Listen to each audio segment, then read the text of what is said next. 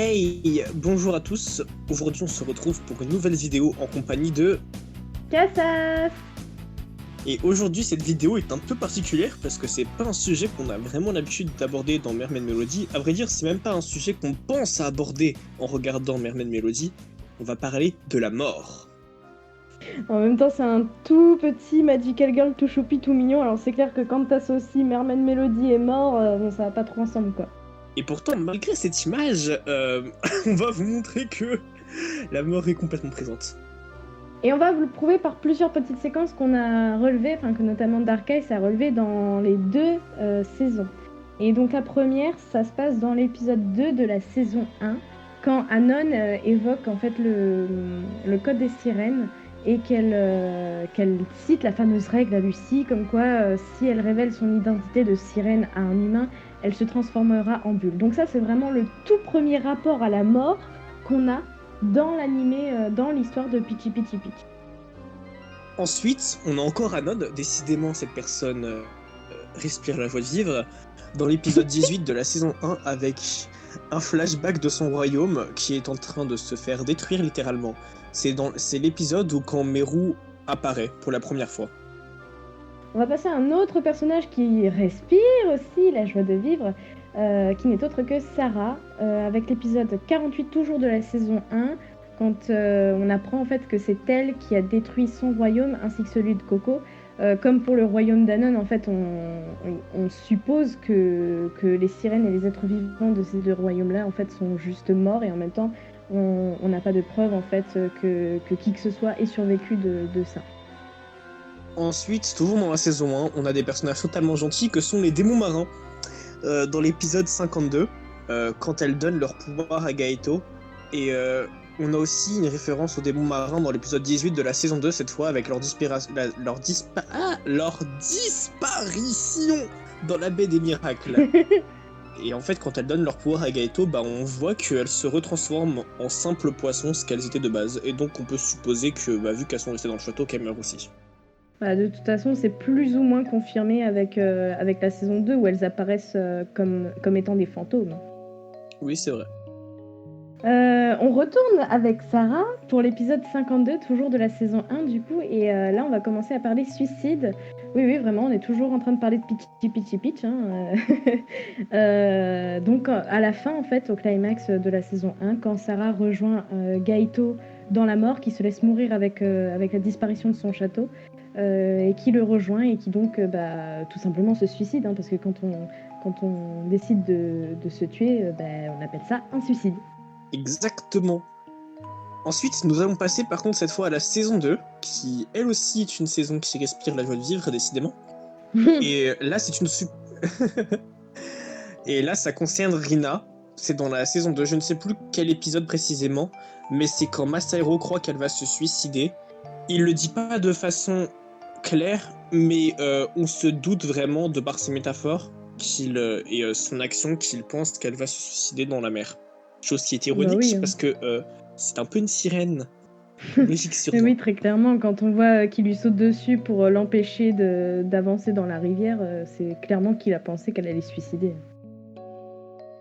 Ensuite, nous avons les beautés ténébreuses. Alors, beautés ténébreuses qui sont des méchants qu'on voit dans les deux saisons, et que nous, on affectionne particulièrement, qui connaissent malheureusement une fin encore plus tragique que les autres démons, malheureusement, puisqu'elles se font absorber par Michel quand elles décident de se retourner contre lui. Et c'est d'ailleurs l'un des plus beaux moments, certainement, de la saison pure qu'il ait été donné de voir.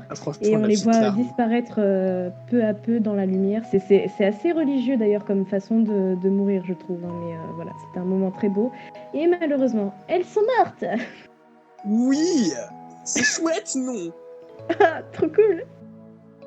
Et en parlant des autres démons, bah là nous avons du coup les démons de Michel qui, quand elles se font absorber, elles par Michel justement, enfin c'était un moment totalement insignifiant parce que ces personnages sont pas bien développés. D'ailleurs, petit fun fact, quand on dans les récapitulatifs dès la mort, là dans la petite liste, pour les beautés ténébreuses, on a dit quand Michel les absorbe, donc ce qui est quand même un peu plus mieux que quand on a marqué pour les démons de Michel, quand elles se font bouffer littéralement. Ça prouve notre amour envers ces personnages. Ouais, on voit clairement de quel côté on penche. Hein. Toujours en restant dans le domaine de Michel, hein, parce que décidément, il a causé la mort de beaucoup de personnes, mine de rien. Il a également causé la mort du père de Mikaro et de Rihito. Dans l'épisode 38 de la saison 2, en fait, où on apprend que c'est le père qui a découvert le fossile de Michel et le petit oiseau, là, Fuku, je crois, qui lui dit bah voilà, je veux bien sauver ta fille en échange, il me faut une partie de l'âme de ta fille, et puis enfin, je sais plus quoi. Et en contrepartie, je suis plus sûre de ça, mais il me semble aussi qu'en contrepartie, du coup, il a fallu qu'il donne sa vie. Et encore à ce niveau-là, vous voyez, c'est encore un des défauts de la saison pure, même si on n'est pas là pour discuter de ça, j'en profite quand même pour le dire, c'est que c'est pas clair en fait, on sait pas vraiment comment le père de Mikaru est mort. Est-ce que c'est Fuku qui lui a demandé? Est-ce qu'il est mort sur le bateau qui retransportait le fossile et tout? Enfin, on sait pas. Et surtout, enfin, on sait qu'il est mort quand même, puisque c'est dit. Et surtout, il apparaît pareil comme un esprit dans la saison 2 à la fin, sous cette forme de flamme. En fait, c'est tout simplement l'esprit de ce père mort, en fait. Mais voilà, on n'a pas plus de précision sur la façon dont il a disparu. D'ailleurs, Michel qui dit vouloir promener la paix, elle a tué un petit peu de personnes, on va le voir encore ici, avec Mikaru dans l'épisode 36 et dans l'épisode 38 de la saison 2 également. Quand elle se fait aspirer déjà dans Michel, mais elle le fait de façon consciente contrairement aux autres, c'est elle-même qui se jette dans Michel. Complètement starbée de toute façon, ça là. Et dans l'épisode 38, c'est quand elle veut rester à l'intérieur de Michel, parce qu'elle y a trouvé la paix, mais encore une fois, ça prouve simplement que Mikaru est starbé. Enfin, je sais pas, tu veux pas vivre à l'intérieur de quelqu'un, enfin, c'est un peu normal. Enfin, je veux dire, je vais faire un petit comparatif.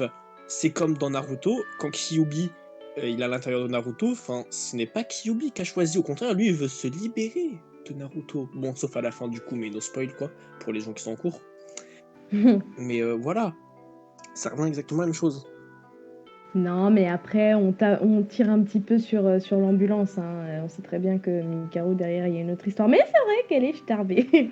Et puis, c'est, encore une fois, comme je t'avais déjà fait la remarque pour les beautés ténébreuses, je trouve que la manière dont Mikaru, en fait, abandonne son âme, hein, parce que clairement, c'est ni plus ni moins ça, elle abandonne son âme à Michel pour renaître ensuite, c'est pareil, c'est très religieux comme façon de procéder, je trouve. Après, c'est logique dans le sens où Michel est directement inspiré de la religion. Oui, clairement. Et d'ailleurs, on peut remarquer, hein, bon, c'est le sujet de la vidéo, mais qu'en règle générale, dans la saison 2, enfin dans la saison pure, la mort est beaucoup plus omniprésente. Et en fait, quand on regarde bien, elle est presque, j'ai presque envie de dire clôturée, elle est quasiment menée par des esprits. Les esprits des saisons des démons pardon, de la saison 1, l'esprit de Sarah qui guide les princesses sirènes. Dans le manga, il y a aussi l'esprit de Gaito à un moment donné qui revient. Enfin voilà, c'est vraiment, il y a des esprits partout dans la saison 2. Oui, d'ailleurs, on peut remarquer également que c'est des esprits un peu qui n'ont pas su trouver la paix dans la mort, et donc du coup qui essayent de guider, de faire le bien pour pouvoir ensuite reposer en paix. Ouais, c'est vrai, c'est une belle interprétation.